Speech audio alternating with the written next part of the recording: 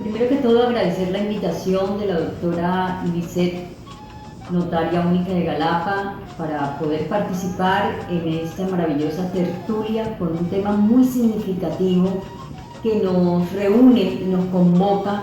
como es las raíces folclóricas y culturales de Galapa. Es un tema muy significativo, además de ser un tema que nos relaciona con el derecho de la cultura. Por ello, la UNESCO en 1982 estableció el 29 de abril como el Día de la Danza, el Día Internacional de la Danza. Y es muy importante mencionarlo desde el enfoque de derechos, con la Ley 1185 del 2008, que reforma o establece realmente unos parámetros en la reforma de la Ley 397 del 97, que es la Ley General de la Cultura, además del mandato constitucional. Las raíces folclóricas y culturales de Galapa nos sitúan también en un tema de historia, de significado, de simbología de las danzas tradicionales. De las danzas tradicionales, de los grupos, del rol que se desempeñan desde esas tradiciones folclóricas y culturales como un mensaje ancestral, porque realmente es lo que es eso, nos trae una simbología del mensaje ancestral en la expresión cultural de la humanidad, en este caso de la comunidad de Galapa, donde se respeta esa tradición y con toda esta clase de eventos académicos también recordamos esa historia maravillosa del mensaje, de un mensaje de humanidad. Es el lenguaje corporal, en la simbología de las danzas folclóricas, de los pasos, del baile, del ritmo, en que los cuerpos se mueven al son de tambores, en la simbología de un recuerdo de nuestros ancestros, con el objetivo de salvaguardar este patrimonio inmaterial. Las formas de enlazarse de los cuerpos, de las parejas,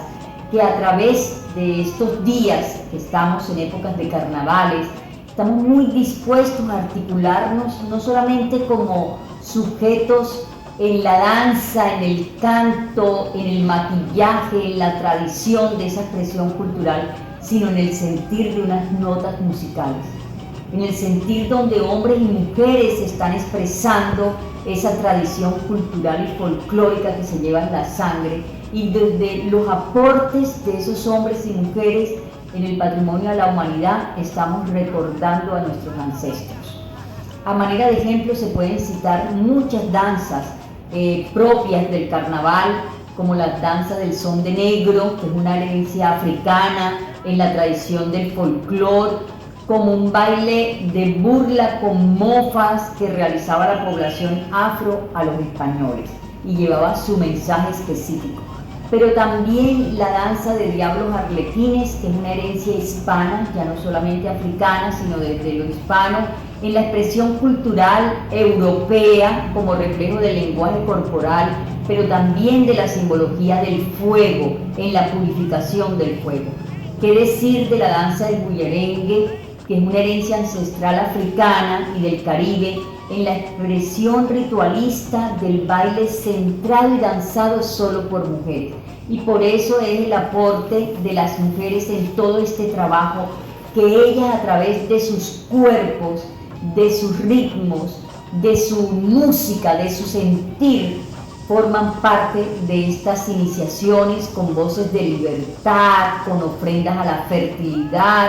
con las connotaciones incluso fúnebres y en los aprendizajes en esa formación rítmica al son de tambores liderados por un maestro de ceremonias, por el canto y la narración de la historia en décimas y en líneas fragmentadas.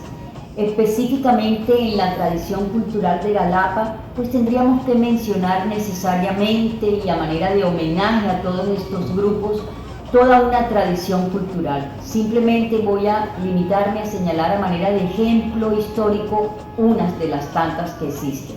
Y cómo no poder mencionar la danza Congo Tigre de Galapa en su representación significativa, no porque sea la única, sino que precisamente viene de una tradición, de una idea, de un compartir de la familia galapera. Muy importante, la familia Acosta, que con sus ideas lograron concentrarse en esta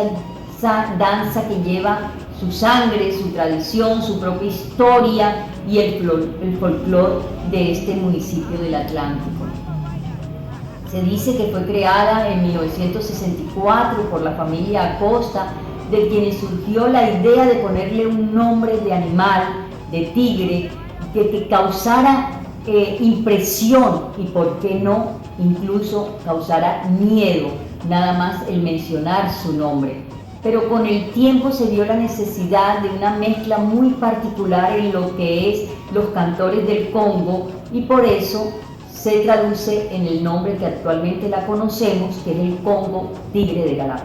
Pero también hay otras propias de la cumbia, la danza de fantasías, la selva africana, el toro miura, el Congo grande, y así toda una tradición cultural que nos lleva también a pensar en otras, solo por mencionar más, y nos estaríamos mucho tiempo mencionando todas esas expresiones. Cómo poder olvidar la danza del Congo campesino en la tradición rural que nos simboliza, la danza del Congo grande, la cumbiamba del ritmo galapero, con su propia esencia, al ritmo de su propia historia, de su danza, de su baile, de su canto, que nos lleva en ese sentir de la danza como un proyecto no solamente folclórico y artístico, sino como un proyecto ético, personal, familiar, colectivo, que registra la simbología del folclore en el lenguaje de las posiciones, en esas figuras simétricas que trenza a los bailarines en un son, en un significado de mensaje, de una coreografía relevante, significativa como proceso cultural, que va incorporándose a manera de herramienta de comunicación, porque también nos lleva un mensaje y nos dice algo. Es muy importante ver en estas danzas y en esta historia cultural y folclórica la tradición de los aportes históricos de mujeres y hombres, en lo que a su vez evidencia